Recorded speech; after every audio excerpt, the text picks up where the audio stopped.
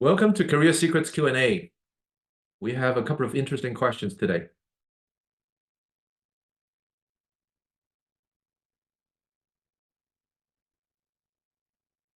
Good question. How do you avoid being called a job hopper? So number one, what is a job hopper? A job hopper, by definition, is somebody who's moving from one job to another and to the next within a short period of time. It depends on your industry and the job role as well. For an accountant, if you hop from one job to another 1 year, another year, and it's all lateral movement, for example, accountant, accountant, accountant, accountant, you're not moving up to a senior position, accounting manager, for example, but you're moving from one job to another. That's not a good sign. If you are in a sales job, again, it depends on the industry, it depends on the sales role.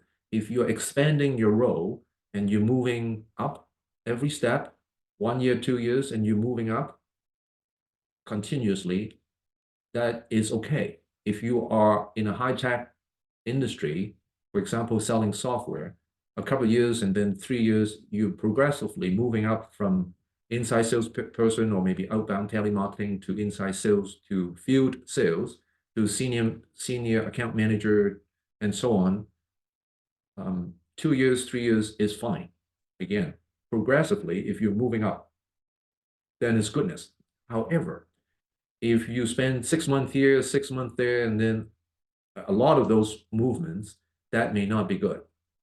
Now, I know for some of us, it may not be voluntary, meaning you may be fired because of lack of performance. So if that's the case, you really need to be careful.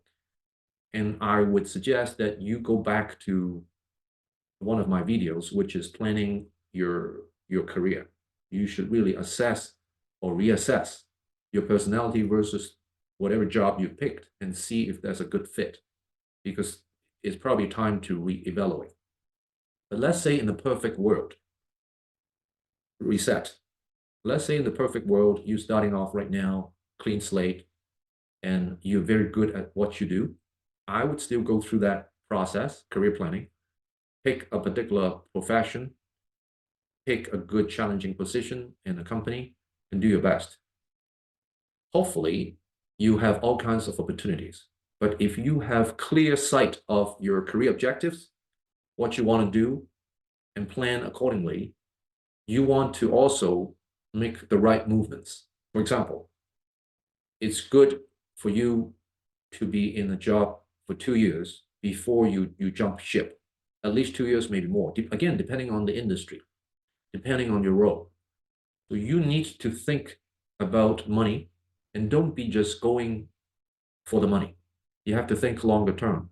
Because while, for example, right now you have the luxury of moving on to a bigger, better position with more money within 2 years, there may be some bump in your career. And some of these bumps may be involuntary, meaning you could be laid off, the company can go bankrupt, and so on. But the best scenario for everybody really is if you are a top performer, then you can explain all kinds of things because you're always moving up, you always offer a better job, better position, promotion, more money. So those would be the good legitimate reason to justify in the long run that, oh, within 2 years, you're lured out of your present position or then current position to go on to another job. So that would be a good legitimate reason. Again, if you have really good performance within your job roles, it would be easier for you to justify anything in terms of explanation or justification for you to move on to another job. So I hope I answered that question. Next question, what is the difference between vertical, horizontal, and lineal promotion? So I don't think it's linear, I think it's lineal. So I'll answer the easy question first. Lineal actually is something to do with the military. Since this is outside of our scope of discussion, I'm not going to go there, but it's something to do with moving up a rank within the military. So nothing to do with our discussion. And I'll spend a few minutes on vertical and horizontal. Vertical is usually the kind of promotion that we've seen on the usual promotion, for which you get a higher title, a nicer title, a more senior position, more money, and more responsibilities. So that would be the normal promotion. It would be the vertical promotion. Horizontal promotion usually means a pay raise and a new job title, but no change in the role itself. A good example would be, at one point I was promoted from sales executive 4 to sales executive 5. That was the highest rank within the whole organization. So the job hasn't changed. My customer has not changed, but the job rank within the company changed. So that would be a horizontal promotion.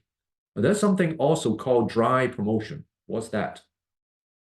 As bad as it sounds, it is bad. This is when someone receives extra responsibilities, but nothing else. And this is an interesting scenario because you really need to seriously consider whether this is a good company to stay, or whether it's beneficial for you to continue with this type of arrangement.